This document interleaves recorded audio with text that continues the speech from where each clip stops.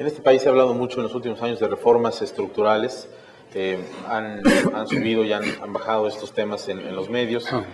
Quisiera preguntarles su reflexión abierta, quien quiera empezar, respecto de las reformas que faltan, los temas que desde el ámbito legislativo todavía pueden modificarse de manera estructural fuerte para que México retome este camino. Por ejemplo, se ha discutido recientemente, pues, de parte de algunos miembros del PRI que lo han compartido conmigo, esta idea de que los cuadros con los cuales opera el gobierno federal quizá no son lo suficientemente capaces para abordar, pues... Si le quita el quizás nos empezamos a entender. Los periodistas son ustedes. Y a lo mejor se requiere ahí un rediseño institucional del gobierno, ¿no? A lo mejor se requiere ahí una reforma estructural en esa materia. Y otras reformas, ¿no? El tema fiscal que ha ido y venido en las últimas semanas, quizá la reforma del Estado en su ámbito económico es algo que pudieran ustedes abordar, y quisiera una reflexión de ustedes al respecto. No sé si quieren. Sí, yo quisiera, si no tienen inconveniente mis compañeros, hablar de la reforma estructural indispensable en este país, que generalmente se queda al final y como resultante, la reforma social. El país necesita abatir sustancialmente la desigualdad. La desigualdad es un asunto que limita calidad de vida, que limita mercado, que limita posibilidades de producción y desde luego de productividad. ¿Queremos productividad? Hagamos énfasis en cómo comen los trabajadores, en cuánto tienen para transportarse y de qué manera, en cómo disfrutan o sufren su trayecto y pueden tener acceso a un esparcimiento sano o no. ¿Dónde están sus hijos? ¿En discos que se queman? ¿O en áreas deportivas o lugares frescos donde pueden realmente tener esparcimiento sano? Y no ir a algo que lamentablemente resulta cada vez más agresivo, la droga. Y si son muchachos que vienen de sectores muy pobres, áreas marginales en las ciudades por 3 generaciones, muy fácilmente los van a enganchar en eso. Eso está asociado con la pobreza, con la promiscuidad, con tantas cosas que debieran avergonzarnos y que hay que superar lo antes posible. Y para eso se requiere una reforma estructural de carácter social. No solo asistencialista. Está bien que se den subsidios, es más, directos. Chile lo hace después de atravesar un largo periodo duro. Le da subsidio a las familias más pobres y ha logrado abatir pobreza, pero no desigualdad, Para abatir la desigualdad hay que entrar a los temas de fondo. Un elemento fundamental que fue en la época de los gobiernos priistas realizado, el reparto de tierra. Ese es un bien de capital.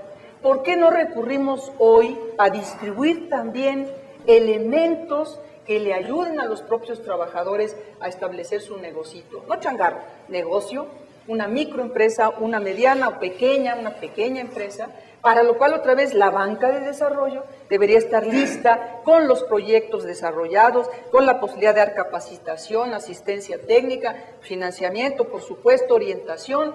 ¿Por qué eso se acabó en este país cuando llevaba una buena trayectoria? Y decía, en esa reforma estructural tendríamos que ver al empleo como un objetivo y no como una simple resultante, a la distribución del ingreso como otro objetivo de corte muy profundo, a la evidencia de la disminución en la desigualdad y desde luego en la pobreza.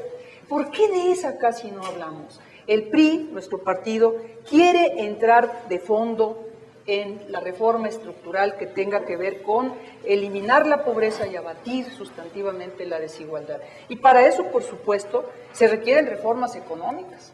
Una reforma económica que implique que las políticas económicas, que no es solo una, pongan como su eje y su corazón los resultados sociales. Yo evaluaría las políticas económicas, yo quiero decir mi partido, como resultados, igual que decía Luis, cómo se está abatiendo el hambre, las enfermedades epidémicas o endémicas, cómo se está abatiendo la mortalidad infantil o materno-infantil, cómo la gente se puede incorporar a la producción y a la productividad si se muere de hambre o de enfermedad. Y junto con eso me gustaría muchísimo, por supuesto, decir que desde que yo recuerdo y estaba estudiando en la escuela, se hablaba de la necesidad de una gran reforma estructural en el ámbito fiscal.